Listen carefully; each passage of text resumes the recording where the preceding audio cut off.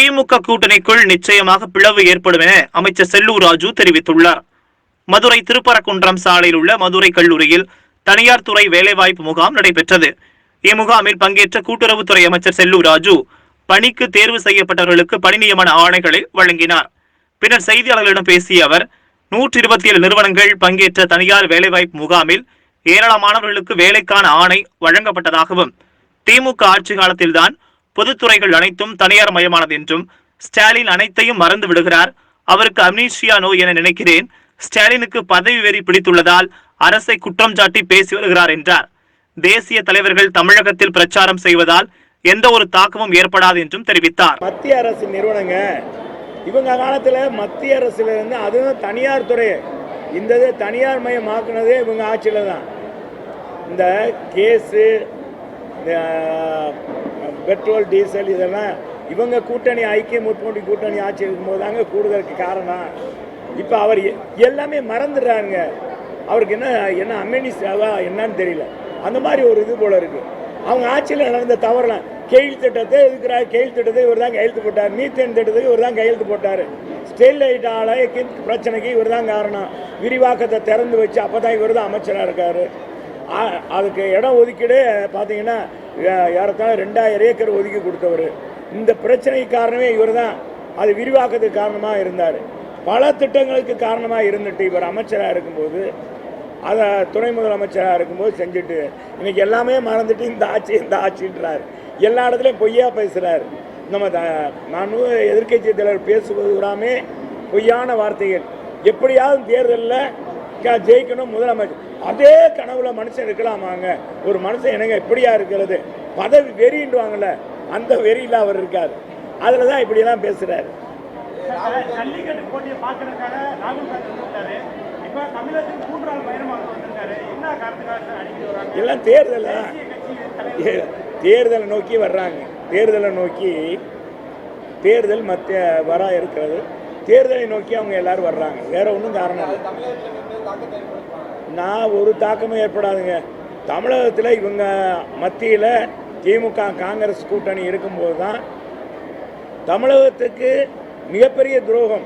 காவிரி ஆற்று பிரச்சனை உச்ச நீதிமன்றம் சொல்லியும் கூட அதை அரசு இதில் வெளியிடாமல் அதை காலந்தாழ்த்தது இந்த காங்கிரஸ் அரசு. அது துணை பண்ணுவது திமுக அரசு. முல்லை பெரியார் பிரச்சனையில் முல்லை பெரியார் அணையை 136 அடியிலிருந்து 142 அடியாக உயர்த்தலான்னு சொல்லி உச்ச நீதிமன்றத்தில் எங்கள் அம்மா வழக்கு தொடுத்து அதையும் அரசு இதில் கொண்டு வந்து நடைமுறைப்படுத்த போகும்போது அதையும் தடுத்து நிறுத்தி கேரளா அரசு அச்சுதானந்தன் வந்து அன்னைக்கு இந்த அணையை உடைக்கணும், பாதுகாப்பற்ற அண்மையில் இருக்குது பழைய அணை அப்படின்னு சொல்லி அவருக்கு போர்க்கொடி தூக்கும்போது இங்கே திமுக முதலமைச்சர் அந்த கலைஞர் பேசாமல் அடந்தையாக இருந்தார். எந்த ஒரு நடவடிக்கை இல்லை. எங்கள் அம்மா தான் ஊர் ஊராக போய் ஆர்ப்பாட்டம் பண்ணாங்க. அதன் அடிப்படையில் எங்கள் அம்மா வந்த பிறகு தான் காவிரி ஆற்று பிரச்சனையும் தெரிந்தது, முல்லை பெரியார பிரச்சனையும் தெரிந்தது. அதே மாதிரி காங்கிரஸ் திமுக கூட்டணி இருக்கும்போது தான் இலங்கை தமிழர்கள் கொண்டு குவிக்கப்பட்டார்கள். இதுக்கெல்லாம் காரணமாக இருந்தவர்கள் இவங்க தான். தமிழகத்தில் விரோதமான ஆட்சி இருந்தது. இவங்க காலத்தில் ஏதோ ஒரு இதுவும் கொண்டு வரல. இன்றைக்கி பாரத பிரதமர் மோடிஜி அவர்கள் ஆட்சியில் தான் இன்றைக்கி எய்ம்ஸ் மருத்துவமனை வந்திருக்கு மதுரைக்கு. அதே மாதிரி பார்த்தீங்கன்னா 17 மருத்துவக் கல்லூரிகள் எங்கள் அம்மாவுடைய ஆட்சியில் 17 மருத்துவக் கல்லூரி கொண்டாந்துருக்காங்க. எங்கள் முதலமைச்சர் ஒரே ஆண்டில் 11 மருத்துவக் கல்லூரி கொண்டாந்துருக்கார். ஆக எங்களுடைய ஆட்சியில் இவ்வளோ திட்டங்கள் நிறைவேற்றிருக்கோம். யார் எதை வந்தாலும் மக்கள் நம்ப மாட்டாங்க. 7.5% இடஒதுக்கீடு இன்றைக்கி அரசு பள்ளியில், அரசு துறை மாநகராட்சி பள்ளியில் படிக்கிற மாணவர்களுக்கெல்லாம் உள்ளொதுக்கீடு கொடுத்துருக்கோம். இது மூலமாக இன்றைக்கி சாதாரண கிராமப்புற மாணவர்கள், ஏழை விட்டு மாணவர்கள்லாம் இன்றைக்கி மருத்துவக் கல்லூரி படிக்கிற வாய்ப்பு கிடைச்சிருக்கு. இது மாதிரி திட்டங்களை கொடுக்குற முதலமைச்சர் எடப்பாடியார் மீது மக்கள் அளவற்ற பாசமாக இருக்கிறார்கள். மாணவ சமுதாயம், இளைய சமுதாயம், அரசு துறை, ஆசிரியர்கள், அன்னைக்கு அனைத்து தரப்பு மக்களும் நம்ம முதலமைச்சரை இன்னைக்கு பாராட்டி கொண்டிருக்கிறார். மோடி தலைமையிலான ஆட்சியிலே தமிழகத்துக்கு நல்ல திட்டங்கள் வந்திருக்குன்னு நீங்க சொல்றீங்க. ஆனா ராகுல் காந்தி என்ன சொல்றாங்கன்னா, இந்தியாவில் வந்து தமிழக மக்களை 2ஆம் தர குடிமக்களை வந்து மோடி பார்க்குறாரு. ஒரே மொழி ஒரே கலாச்சாரத்துக்காக நம்ம போராட வேண்டியிருக்கிற மாதிரி ராகுல் காந்தி சொல்றாரு. அவங்களோட ஆட்சி காலத்தில் அவர் சொல்றது முழுக்க தவறுங்க. அவங்க காலத்தில் இந்த நீட்டு தேர்வு, ஜல்லிக்கட்டுக்கு தடை விதித்தது எல்லாம் காங்கிரஸ் ஆட்சியில் தான். ஸ்டாலினுக்கு வந்து இவர் ராகுலுக்கு வந்து அவ்வளோவா தெரியல. ஸ்டாலின்கிட்ட கேட்டுக்கிற சொல்லுங்க. அவங்க காலத்தில் தான் தமிழக மக்களை இரண்டாம் தரமாக மூன்றாம் தரமாக நம்முடைய சகோதரர்கள் இலங்கை தமிழர் கொண்டு குவிப்பதற்கு அந்த காங்கிரஸ் அரசு தான் காரணம். தமிழக மக்கள் மறக்க மாட்டார்கள் யாரும். அதே மீனவர்கள் ஒவ்வொரு நாளும் செத்து கொண்டிருந்தார்கள் மீனவர்கள். இப்போ அதெல்லாம் பாதுகாக்கப்பட்டிருக்கு. மீனவருடைய வாழ்க்கைக்கு உறுதிப்படுத்தப்பட்டிருக்கு. அதை கூட அன்னைக்கு இருந்த முதலமைச்சர் சொன்னார், மீனவர்லாம் ஆசைப்பட்டார். கலைஞர் சொன்னார், ஆசைப்பட்டு அவங்க எல்லை தாண்டி போகிறாங்க, அப்போ சுடாமல் என்ன செய்வாங்க, மாலையா போடுவாங்கன்னு இதே இங்கே இருந்த நம்முடைய எதிர்க்கட்சி தலைவருடைய அப்பா முதலமைச்சராக இருக்கும்போது கேட்டார். இன்னைக்கு அப்படி இருக்கா? இல்லை, பாதுகாப்பு கொடுத்துருக்கோம்.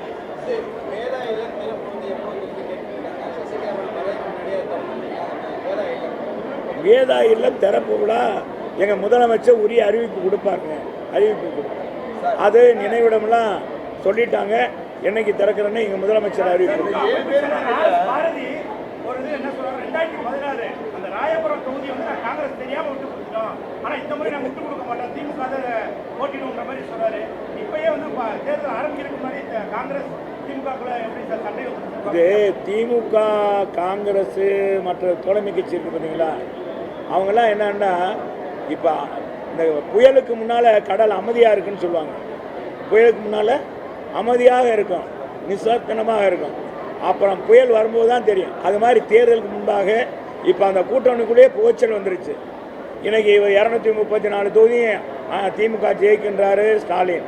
அவங்க சகோதரி 200 தொகுதியிலையும் திமுக தான் ஜெயிக்கின்றாங்க. அப்போ இவங்க எத்தனை கூட்டணி கட்சிகளுக்கு எத்தனை சீட்டு கொடுப்பாங்க, என்ன சொல்ல போகிறாங்கன்னு அவங்க பூரா இன்றைக்கி தவித்து கொண்டு இருக்கிறார்கள். ஆக அந்த கூட்டணியின் பிளவு என்பது உறுதி. இதுக்கிடையில் அண்ணன் அழகிரி வேற போர்க்கொடி தூக்கிக்கிட்டு இருக்காரு. அவர் வேற கட்சி ஆரம்பிக்க போகிறாரு. நம்ம எதிர்கட்சி தலைவருக்கு உச்சியில் சனின்னு சொல்லுவாங்கல்ல, அது மாதிரி இன்னைக்கு காத்து கொண்டு இருக்கிறது.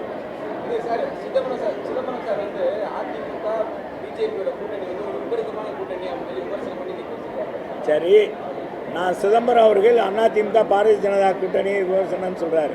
சரி, திமுக காங்கிரஸ் கூட்டணி உண்மையான கூட்டணியா? ஏங்க, அவங்க ஆட்சியில் தாங்க மத்திய அமைச்சராக இருந்த இதே சிதம்பரம் தலைமையில் இருந்த அந்த இலாக்கா சிபிஐ அவங்க தான் கைது பண்ணி உள்ளே போட்டாங்க. திகார் ஜெயிலில் கனிமொழியை உள்ளே பிடிச்சி போட்டாங்க. அவங்க அம்மா, நம்ம எதிர்கட்சி தலைவர் அம்மா தயாளம்மாவை அறிவாலயத்தில் 216 கோடி ரூபாய் கலைஞர் டிவியில் ஊழல் பண்ணாங்க, கைவிட்டு பெற்றாங்கன்றதுக்காக விசாரணை நடந்துச்சுக்கிட்டு மேலே கூட்டணி பேசினாங்க. இவங்க கூட்டணி நியாயமான கூட்டணியா, கொள்கை கூட்டணியா? ஒன்றுமே கிடையாது. இதெல்லாம் மிரட்டி அவங்க பண்ணாங்க. இன்றைக்கி ஒன்றுமே இல்லைங்க, 2G அலைக்கட்டையில் ஒன்றுமே இல்லைன்றாங்க. என்ன, எது உண்மை? காங்கிரஸ் சொல்கிறது உண்மையா, திமுக இல்லைன்னு சொல்கிறது உண்மையா? எது பொருந்தாத கூட்டணி நீங்கள் சொல்லுங்கள்.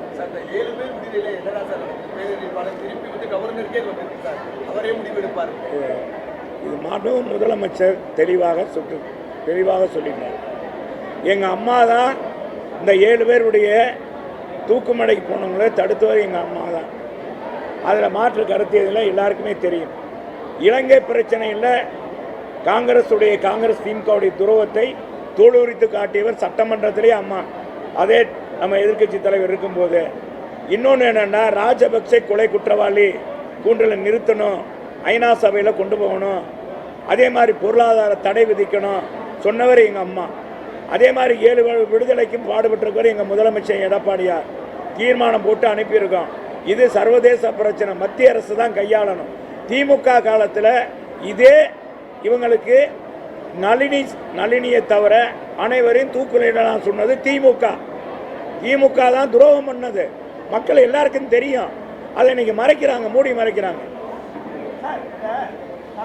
போதும் தலைவரே, நாளைக்கு பார்ப்போம்ல. ஏங்க, இப்போ எங்கள் முதலமைச்சர் கண்டிச்சிருக்காரு. இப்போ தான் எத்தனை ஆண்டு ஆயிடுச்சு. இது எதனால என்னாண்டு இனிமேல் தான் விசாரணை நடக்கும். அது சர்வதேச விசாரணை. அதெல்லாம் நம்ம இப்போவே ஒன்றும் முடிவு பண்ண முடியாது. இதெல்லாம் மத்திய அரசு சர்வதேச பிரச்சனை. இது முன்னால் அடிக்கொருக்கா நடக்கும். நம்ம தமிழகத்துடைய முதலமைச்சர் அன்னைக்கு இருந்த டாக்டர் கலைஞரே என்ன சொன்னார், நம்ம மீனவர்கள் ரொம்ப ஆசைப்பட்டு எல்லை தாண்டி வர்றாங்க, அப்போ சுடாமல் என்ன செய்வாங்கன்னு அவரே கேட்டார். அப்படிப்பட்ட முதலமைச்சர் அண்ணன் எடப்பாடியார் உடனே கண்டனம் தெரிவிச்சிருக்காரு. உரிய நிவாரணம் கொடுத்திருக்காரு. நம்ம முதலமைச்சர் ஏழை பங்காளன், மீனவருடைய காப்பாளர், மீனவருடைய நம்பிக்கைக்குரியவர். இன்னைக்கு அனைத்து தரப்பு மக்களும் மாண்புமிகு முதலமைச்சர் எடப்பாடியார் பின்னால இருக்கிறதுனால தான் இன்னைக்கு கோபத்தின் உச்சியில போய் மாண்புமிகு எதிர்க்கட்சி தலைவர் இல்லாத எல்லாம் பேசுறார், பொய்யா பேசுறார்.